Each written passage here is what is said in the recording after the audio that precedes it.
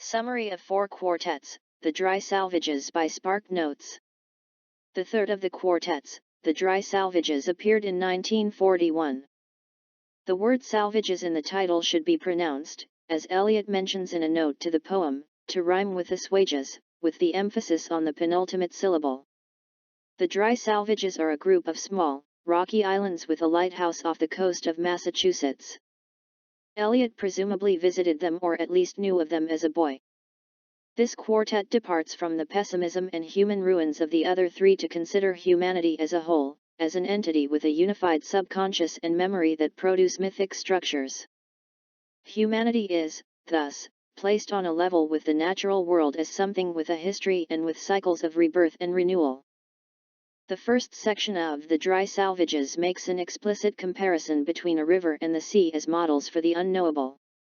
A river, while it may figure prominently in human mythologies, is something that can eventually be crossed and conquered, while the sea represents an endless reserve of depths and mysteries. Man can live with the ocean, but he will never master it.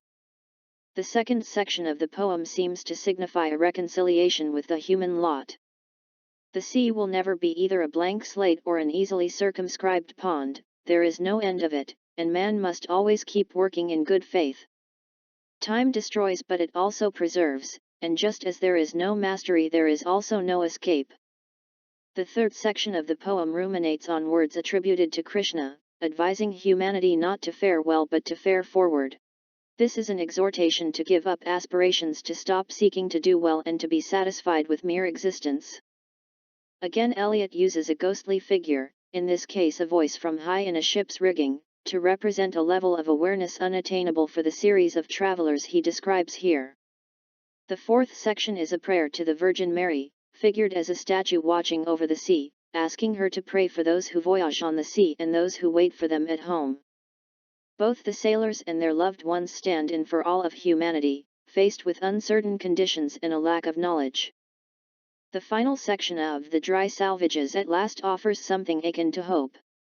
While man will always strive in vain to apprehend the point of intersection of the timeless with time, everyday existence nevertheless contains moments of only half-noticed grace, moments at which you are the music, while the music lasts.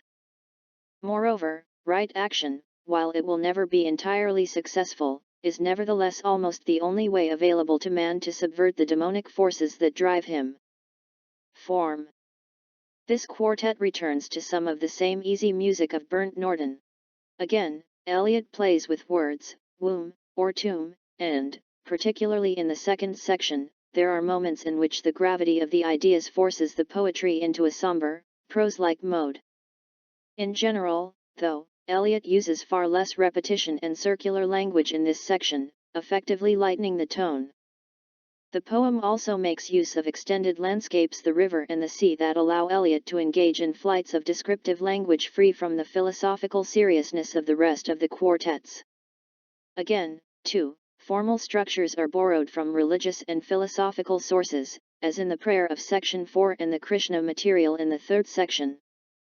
In a way, Eliot is associating his poetic efforts with the other struggles for knowledge listed in the final section: astrology, palm reading, animal sacrifices, and this leads him to take himself far less seriously, to look instead for the moments of hidden beauty in his language. Commentary. The Dry Salvages is interrupted at least twice by the ringing of a bell. In both cases it is a bell at sea, either on a ship or on a buoy. The bell is a human intervention that is meant to illuminate the vastness both of the sea and of mere existence, and to point out the futility of trying to master it with anything as ineffectual as a bell. In both cases, the bell goes unheard. In the first mention, it is a bell on a buoy out to sea, which will be heard most likely only by those about to be wrecked on the rocks the buoy is supposed to mark. Placed there by man, the bell has nevertheless come under the control of the sea and has become irrelevant as a marker of human intention.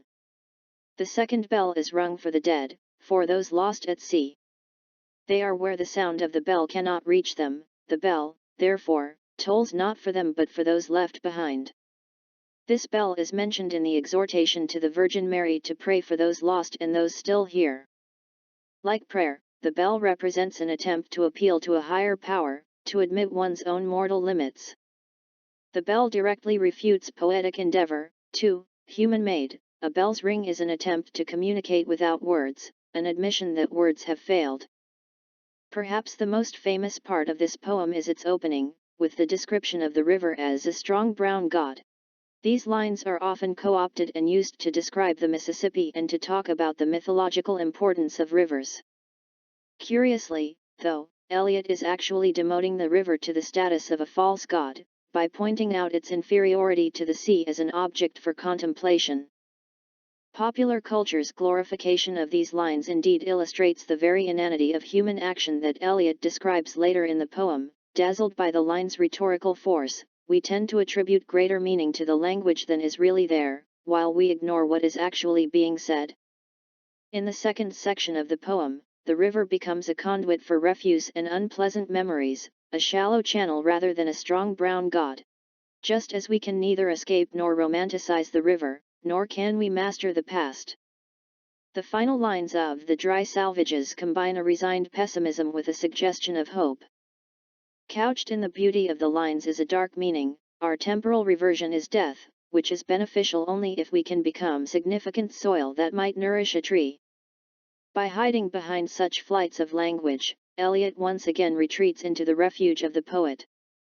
He may not be able to master time and experience, but he is master of the world that he writes into being. Futility does not diminish beauty.